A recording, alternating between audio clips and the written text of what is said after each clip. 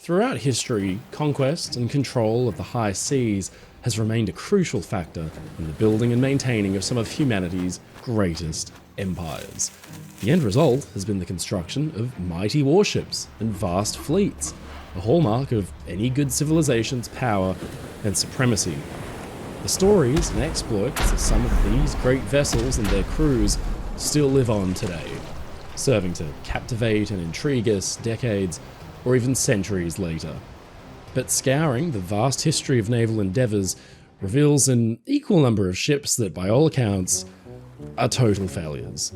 Instead of carrying their nation's pride to glorious victory in battle, they instead carried it ignominiously to the bottom or to the scrap heap.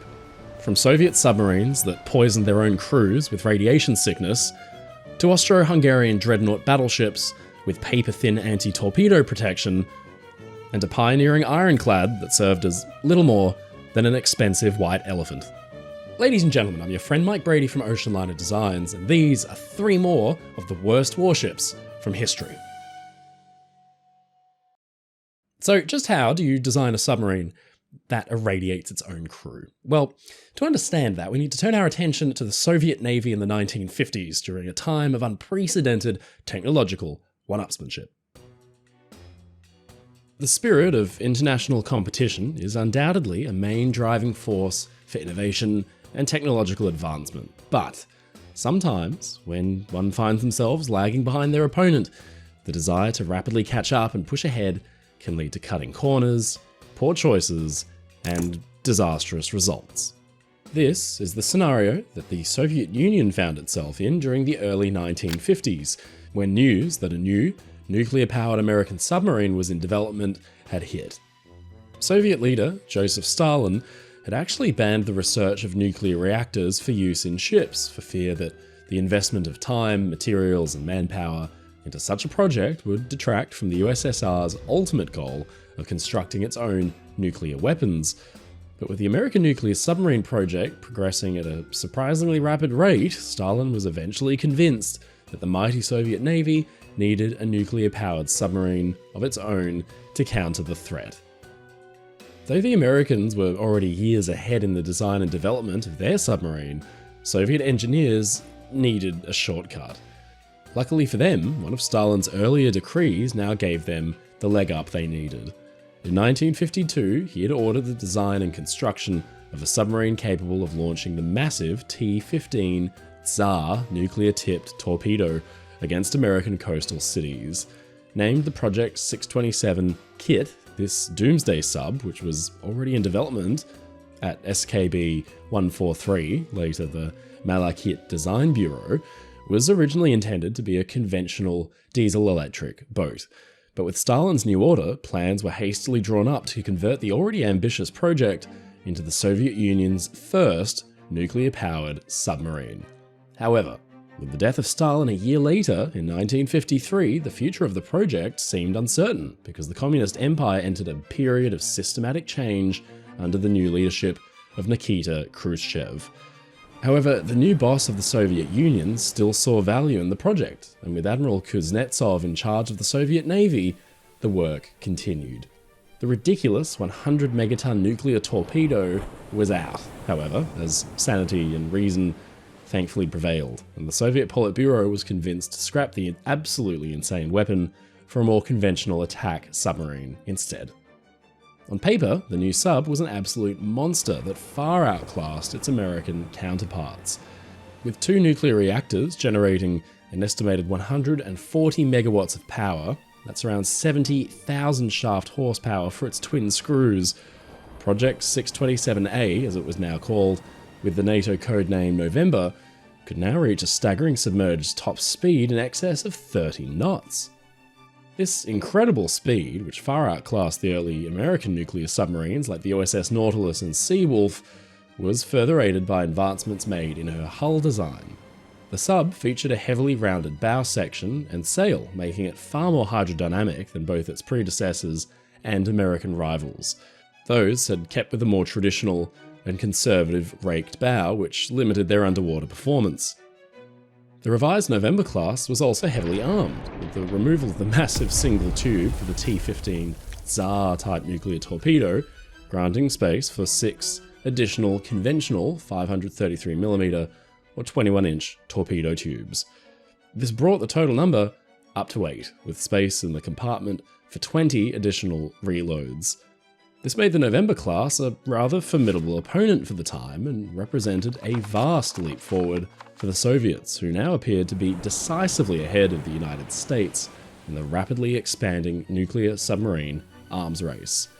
Behind the Iron Curtain, however, troubles with the new sub were only just beginning. Chief among the issues which would plague the class for its entire service life were the debilitating and sometimes lethal design and construction flaws within the submarine's reactor and steam systems. The madly rushed development, in order to keep in pace with the West, had forced Soviet engineers and builders to cut vital corners, and many brave sailors would pay for these mistakes with their lives.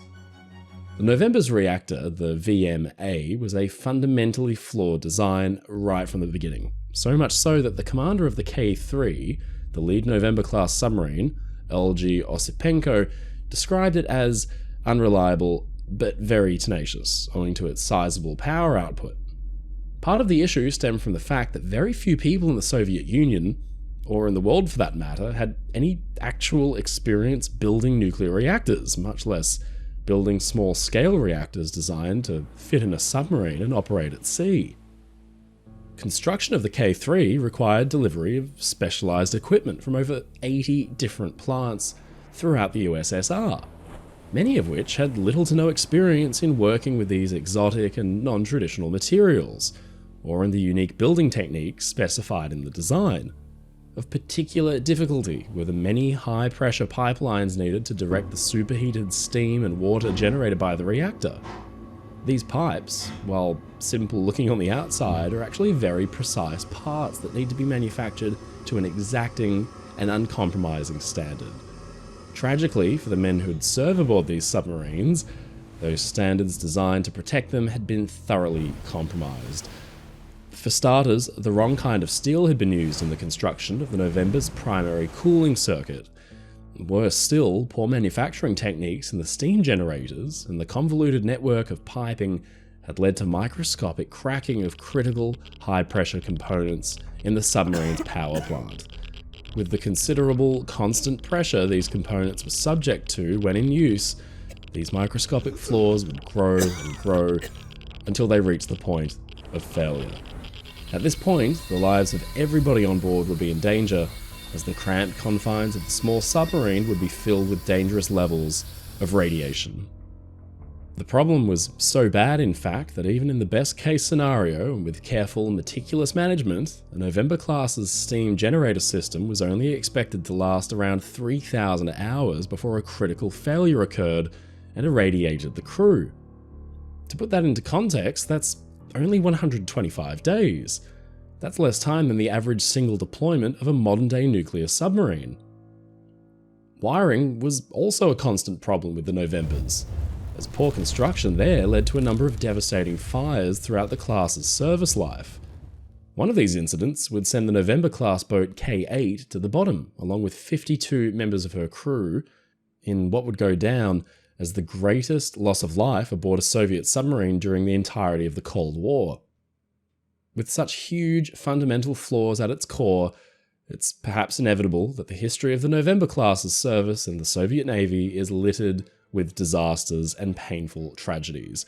In fact, of the 13 November-class submarines built, all but 2 of them suffered at least one radiation-related incident, with many suffering multiple throughout their careers.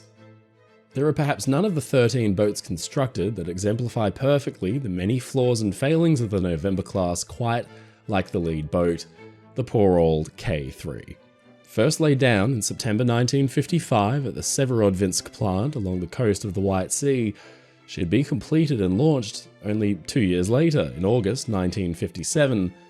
By December the following year, she was accepted into service under the command of Captain LG Osipenko, who was soon after awarded the title of Hero of the Soviet Union after K3 successfully completed her sea trials.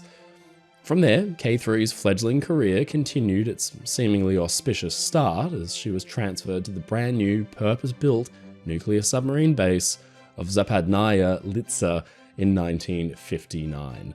And in 1961, K3 completed a successful first cruise into the Atlantic without major incident. However, 1 year later, 1962, under the command of former mate, now captain, L.M. Ziltsov, all of the poor design choices and botched construction would come back to haunt the new boat and her crew.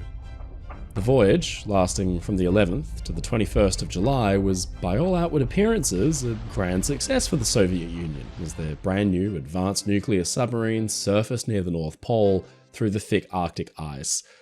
With her men planting the red banner on the very polar top of the Earth itself, K3 returned to port to a hero's welcome and was publicly greeted by Nikita Khrushchev himself, who applauded the triumphant achievement. For their success, K3's captain and engineer were also awarded the title Hero of the Soviet Union. The rest of her crew were likewise showered in medals, and the sub itself was also given an honorary title.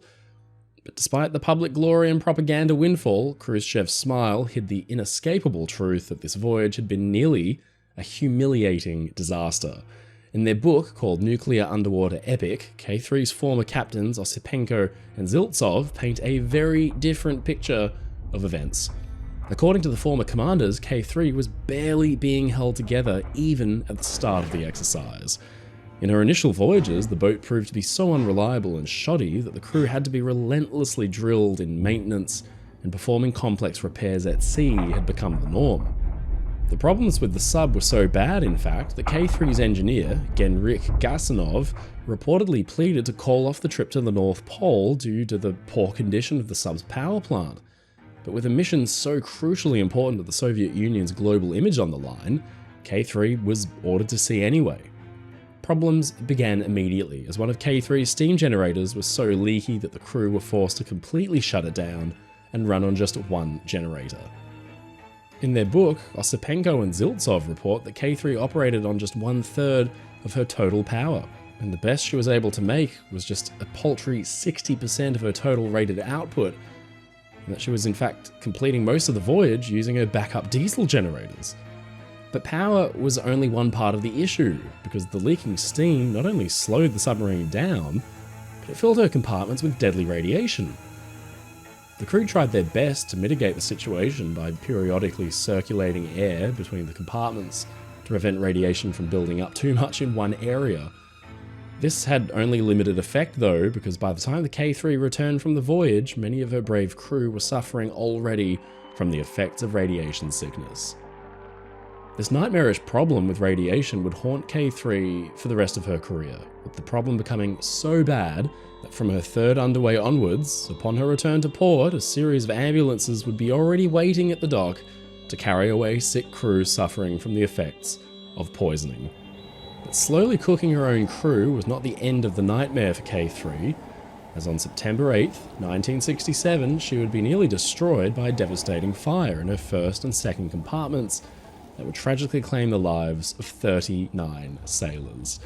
Once again, the submarine's shoddy construction was to blame, because the cause of the inferno was traced back to a poorly fitted Paranite gasket in the ship's hydraulic system. This allowed the highly flammable liquid to spray onto a hot work light, which burst into flames that rapidly consumed the compartment and the men trapped inside. By some miracle, K3's complement of torpedoes didn't explode, and after the fire was contained and emergency repairs were made, she was able to limp back to port under her own power. It wasn't until 1988 that K3 was finally removed from service, and in 1991, with the collapse of the Soviet Union, she was formally and finally decommissioned. Despite, well, everything, the Soviet Union's first nuclear submarine still survives today as a museum ship. She's on display to the public at the Museum of Naval Glory in St. Petersburg on Kotlin Island. The boat had actually long since been consigned to the scrap heap and was merely waiting its turn to meet its end, when in 2008 efforts began to restore the old sub instead. In all, 50 million rubles and 11 years were needed in order for Malachit, the very same organisation that had designed her in the first place, to restore K3 to her former glory. And though her legacy may be fraught with tragedy, it's certainly not without triumph. But regardless of the glory this one boat has earned, Project 627, the November class, has certainly earned its place in the annals of the worst warships in history. Battleships were designed to be a kind of impregnable floating fortress. So, just how did the Austrian Navy design a class of the things that could be taken down by a 30-foot motorboat? In the years leading up to the outbreak of the First World War, the rival nations of Europe had for decades been locked in a fierce battle for supremacy, with each country seeking to one-up their rival and display their own dominance for all to see. A particular point of pride for the major European powers were their fleets of large, impressive battleships. These lumbering behemoths touting monstrous, world-beating rifles are not only deadly weapons and key strategic assets, but valuable symbols of status, power, and dominance. Like the jewels in a crown, battleships represented the might and prowess of their home nation. The British, French, Germans, and Italians were all masters in the construction of capable battleships, and by the early 1900s they'd amassed considerable fleets. But during this time period, there was a certain European power that was conspicuously absent from this equation. By 1909, the Austro-Hungarian Empire had arrived at the realization that their navy had begun to considerably lag behind those of any other major European power. Of major concern to the Habsburg dynasty were their Italian neighbours, only a short distance away on the other side of the Adriatic Sea. Ironically, Italy was in fact an ally of Austria-Hungary at the time, but there were those in both the Austrian and German admiralties that doubted if, in the event of war, Italy would remain true to their obligations set out in the 1882 Triple Alliance Pact. This fear wasn't without reason, because Italy had strongly opposed the Austro-Hungarian annexation of Bosnia-Herzegovina only a year earlier. But regardless of the protests of their nominal ally, the Habsburg Empire was dead set on becoming a dominant naval power in the Mediterranean. This effort was spearheaded by Admiral Rudolf Montecuccoli, who himself, rather ironically, hailed from the Italian city of Modena. This was an ambitious goal, but one that was an absolute necessity, with growing Italian opposition to Austria-Hungary's empire building, and with the British launching the revolutionary battleship HMS Dreadnought only 2 years earlier in 1906. With their main rivals building up their strength, Montecuccoli figured that it was high time that his empire take its place among the great naval powers of Europe. So to do this, Austria-Hungary would need a fleet of brand new, modern, and most importantly, intimidating dreadnought battleships that would prove to anyone that they were a force to be reckoned with. Initially, Austria-Hungary appeared to be in a perfect position to do just that. 4 years earlier, in 1904, Montecuccoli had overseen the construction of the highly successful Radetzky class of pre-dreadnought battleships. These had thoroughly outgunned their main rivals, the Italian Regina Elena class, and were the first Austro-Hungarian battleships to field 30.5cm or 12-inch main guns. But despite seemingly being poised to become a dominant power in the Mediterranean, it simply wasn't to be. Almost immediately, the news of the development of this new ship, named the Teggethoff class after the legendary admiral who had defeated the Italian Navy at the Battle of Lissa, leaked to the Italian press. And with word of what the Austro-Hungarians were cooking up now laid bare in the public eye, the Italians set about checking this new threat with a brand new battleship class all their own. Things got even worse, because only a few weeks later, the coalition government in Hungary completely imploded on itself. For over a whole year, the entire Austro-Hungarian government was completely paralysed, as without a functioning parliament in Budapest, it was impossible to approve and implement any new budgets. And so, plans for the new Teggethoff class sat cold and idle on the desks of architects and engineers while the Italians toiled away at a rapid pace on their new Conte di Cavour class. The lack of government funding not only played havoc with the design of the Teggethoff class, but with the shipyards and heavy industrial concerns needed to actually build the things. You see, a shipyard isn't going to undertake such a monumental and expensive effort without concrete assurances from the government that they're going to get paid for their work. And with the construction of the Radetzky class nearing completion and no new budgets forthcoming, the STT shipyard, along with heavy industry contractors Skoda and Witkowitz, were already being forced to lay off hundreds of their most skilled workers. But by hook or by crook, Admiral Montecuccoli was hell-bent on getting his battleships. Late in the summer of 1909, the determined admiral met with representatives of all three major contractors to come up with a bold and thoroughly illegal plan to get the Tegetthoff class under construction without government funding or even approval. Though the plan came with a hefty amount of risk, all three companies were desperate to keep their yards, foundries, and workshops going to prevent their small armies of highly skilled employees from walking away. But there was still the question of funding. It was one thing to agree on a scheme, but money for the new ships would still have to come from somewhere. Here again, the Admiral was forced to take enormous personal risk as he went behind official channels in another blatantly illegal move to secure the necessary funding. Montecuccoli found a partner in the Österreichische Kreditanstalt für Handel und Gewerbe, or in English, the Austrian Credit Institute for Trade and Commerce, a Rothschild-owned banking house with significant holdings in STT, Skoda, and Witkowitz. It was actually Montecuccoli himself who was forced to take on the lion's share of the enormous debt, with only some of the responsibility being passed on to the Navy. Now, this plot of his didn't go unnoticed, far from it, in fact. It would turn out that Admiral Montecuccoli and the Austrian Credit Institute were both given secret assurances and tacit support by both Archduke Franz Ferdinand and the Chief of Staff of the Armed Forces, Franz Conrad von Hotzendorf. And in the end, all of the scheming and backroom deals actually paid off, because by the summer of 1910, with the new parliament finally coming together in Budapest, two of the new dreadnoughts, the Viribus Unitas and the Teggethoff herself, were already under construction.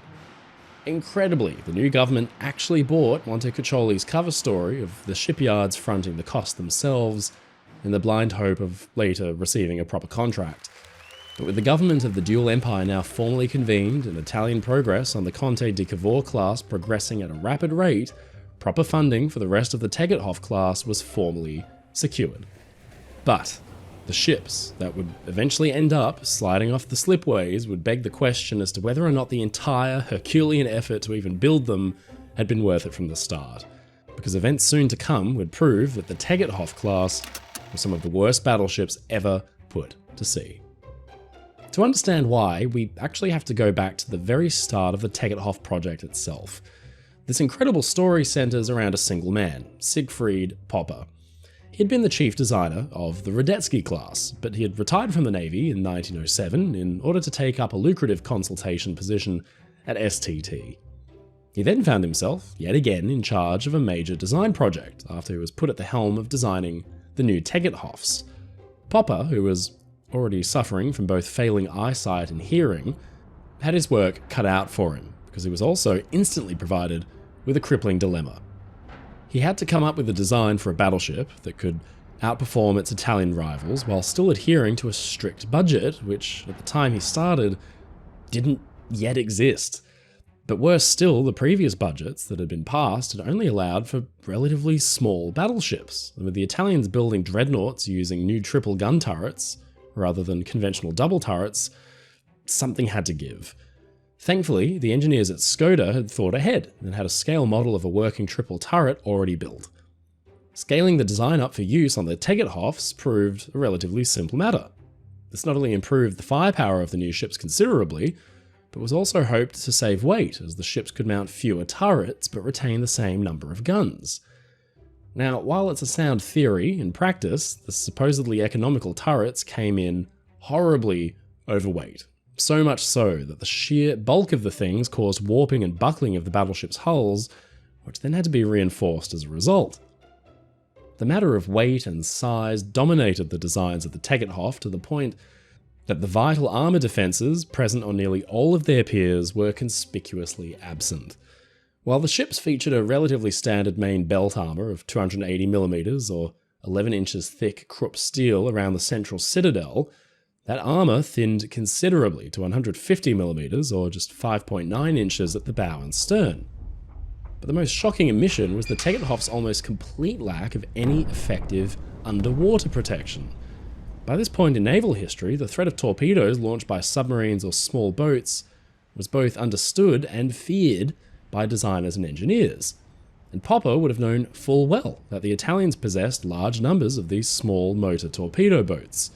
It should have been an obvious realization that any dreadnought wishing to operate in a relatively small theatre like the Mediterranean would need to possess stout underwater defences to protect itself from the vast fleet of torpedo boats and sprawling minefields that they would undoubtedly be forced to contend with.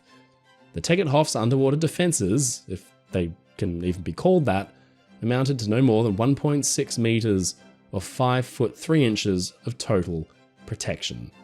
The ships featured a double bottom consisting of a relatively paper-thin 10mm or 0.4 inch thick outer plating and a 25mm or 0.98 inches thick torpedo bulkhead. What this meant was that essentially any torpedo that struck below the armoured belt was guaranteed to deal crippling damage. As these frankly pathetic defences simply had no chance of holding back the force of the warhead, the glaring deficiencies didn't go unnoticed in the design either.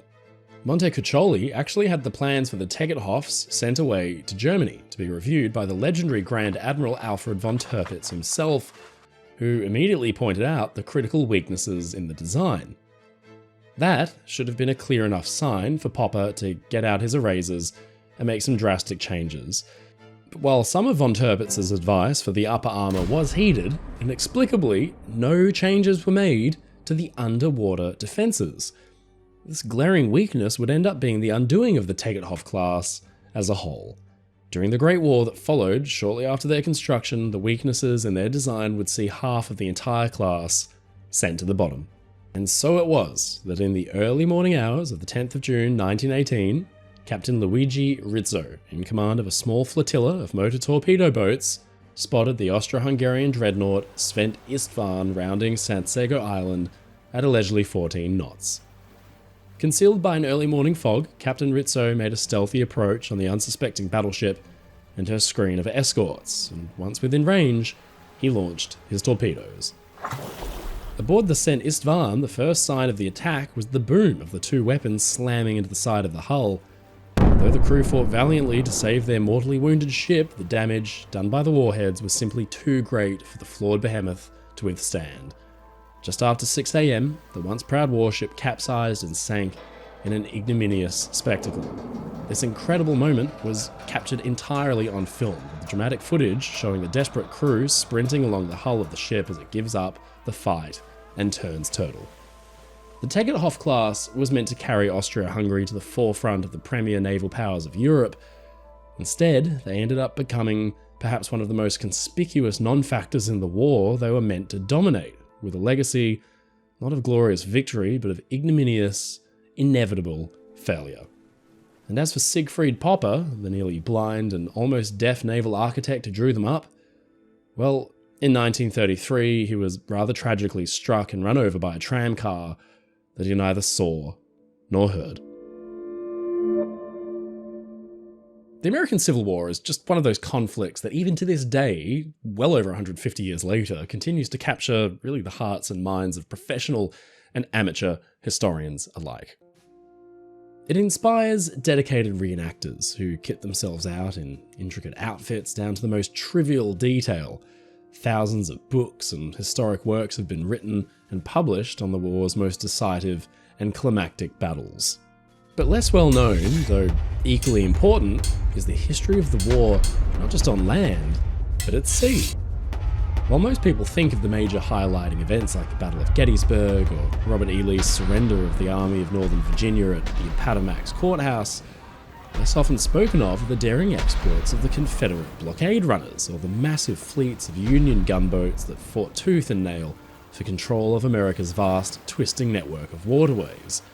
In fact, the American Civil War would see the first successful use of a submarine in combat when the CSS Hunley sank the steam sloop USS Lusitania. And though that bold attack cost the crew of the primitive submarine their lives, they did succeed in carving their names and that of their vessel into the pages of history. But not all of the stories of naval history from the war have such a glorious ending. While conflict can bring out new and revolutionary technology that alters the course of history, innovation doesn't always mean success. Enter the CSS Georgia. Commissioned in 1862, CSS Georgia had been constructed as part of an effort by the Confederacy to bolster the South's defense of the vast network of its critically important inland waterways. The South had actually started the war without a single fighting ship in their possession, and since then, the Union had been able to decisively outpace the Confederacy in the construction of new warships. This rapidly growing Federal Navy was tightening its grip on the already vulnerable and strained Confederate supply routes from Europe. It was feared that with their expanding naval dominance, the North might attempt a sea-based invasion of the South. This was something that the Confederate government knew they stood very little chance of repulsing. But the South's complete lack of a navy actually presented something of a unique opportunity. You see, the theories and technology around warships and their arms and armour had been rapidly evolving in the years leading up to the American Civil War.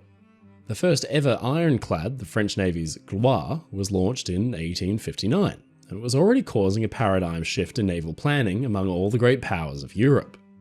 Though the technology was still far from perfect, it was thought that with the current crop of Union ships still being wooden-hulled vessels, even a small number of southern-built ironclads might just be enough to even the odds and secure the seas for the Confederacy. And so it was that the Secretary of the brand new Confederate Navy, Stephen Mallory, decided unequivocally that his navy would be based solely around the building and use of ironclad vessels, and he stated in no uncertain terms that, quote, "I regard the possession of an iron-armoured ship as a matter of the first necessity. Such a vessel at this time could traverse the entire coast of the United States, prevent all blockades, and encounter, with a fair prospect of success, their entire navy. If, to cope with them upon the sea, we follow their example and build wooden ships, we shall have to construct several at one time, for one or two ships would fall an easy prey to her comparatively numerous steam frigates. But inequality of numbers may be compensated by invulnerability, and thus, not only does economy, but naval success dictate the wisdom and expediency of fighting with iron against wood without regard to first cost." But while Mallory's intentions are plain to read, this quote also reveals the other major hurdles standing in the way of his vision of a grand fleet of invincible Confederate ironclads. For one thing, the South simply didn't have the industrial capacity to immediately undertake this extremely ambitious project. Nor could the Confederate government afford to take on the enormous cost of constructing an entire brand new navy from scratch. There just weren't enough shipyards or foundries in the South to build them, and there wasn't enough money in the CSA's coffers to pay for it. And unlike their northern adversaries, the fledgling, largely unrecognised southern government couldn't rely on domestic or foreign lines of credit to finance their war effort. But all was not lost. In a bid to get around one of these crippling problems, the southern government pleaded with its citizens to turn out their pockets and contribute whatever they could to help finance the construction of new warships. The CSS Georgia herself was in fact entirely funded by a civilian group named the Ladies Gunboat Association, or LGA for short. This group had been founded in Savannah, Georgia in March of 1862, in response to the demand for new warships to defend the vital southern waterways. Rather quickly, the LGA expanded all over the state of Georgia, taking in donations from southern citizens of all walks of life. And they were extremely successful too, because in all, the Ladies Gunboat Association was able to raise an impressive $115,000 to put towards the construction of an ironclad warship. To put that into some context, that's over $4.4 million in today's value. With the money raised, one crucial hurdle in the building of the new gunboat was overcome. Unfortunately, not much is known for certain about the design process and construction of the ship. Over the years, what records of her building there were to begin with have gradually been lost. But based on the evidence that has survived and what can be inferred from it, it's highly likely that the CSS Georgia was constructed at Harding's shipyard along the banks of the Savannah River. This would have been an ideal spot to build her, as the shipyard itself was located near the Alvin Miller Foundry. Further lending support to this theory is the fact that this shipyard is where Major General Henry Jackson had ordered the construction of new troop transport boats to supply General Robert E. Lee's Army of Northern Virginia with fresh replacements. Therefore, it's highly likely that Hardings would have been the frontrunner for picking up the contract to build the Georgia. But while the problem of funding had been solved, the issue of industrial capacity still plagued Georgia's builders. Despite the fact that the shipyard was located only a relative stone's throw away from a foundry, there simply wasn't any iron to smelt. One of the major problems faced by the Southern War effort was a persistent, crippling shortage of iron. You see, most of America's large ironworks, even to this day, are located in the north and the Great Lakes region, as are the massive deposits of coal actually needed to smelt the raw ore into usable metal.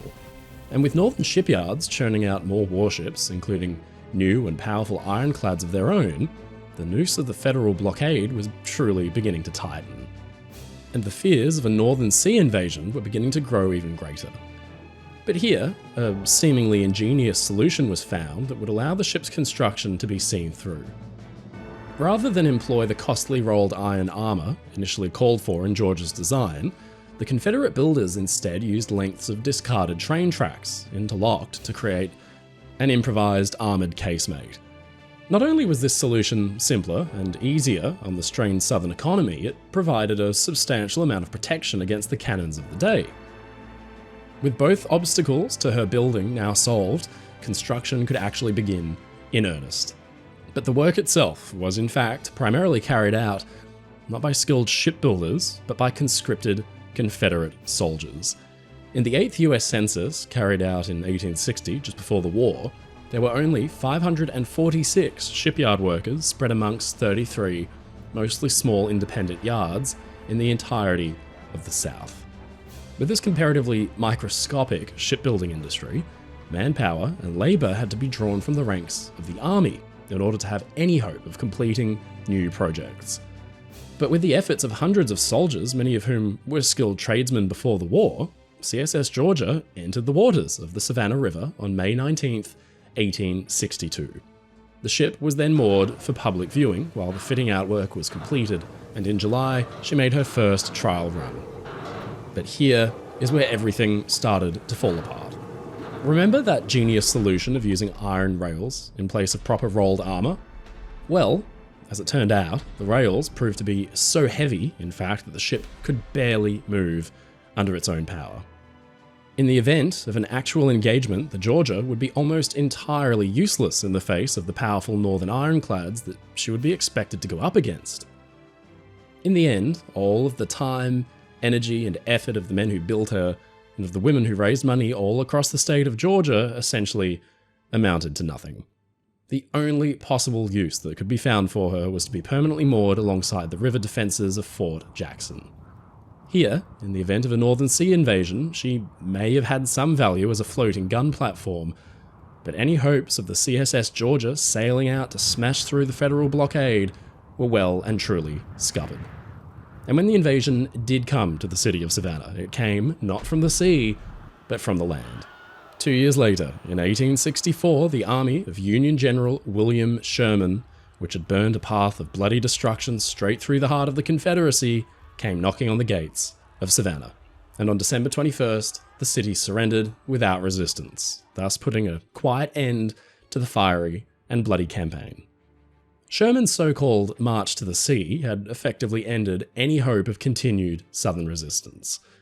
With the city soon to be in Northern control, in a final act of defiance, Confederate Lieutenant General William J. Hardee ordered the scuttling of the CSS Georgia to prevent the gunboat from falling into enemy hands.